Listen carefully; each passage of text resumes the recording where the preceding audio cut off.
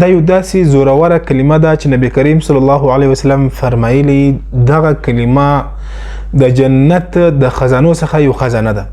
ما سره یو ځل دا کلمه وایست لا حول ولا قوة الا بالله. بیا را سره وایست لا حول ولا قوة الا بالله.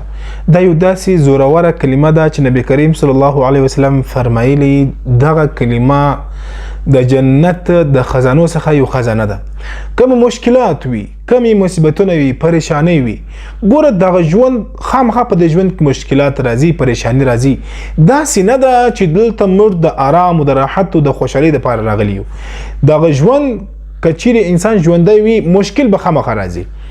نو الله رب العزت ته د دې ژوند کې څومره مشکلات دي، دې دپاره یو داسې موږ ته په قرآن کې په حدیثو کې یو داسې ښایسته وظیفې، یو داسې ښایسته دعاګانې سته چې کله یو انسان هغه ووایي دغه مشکل حل کېږي، پریشانی لرې کېږي.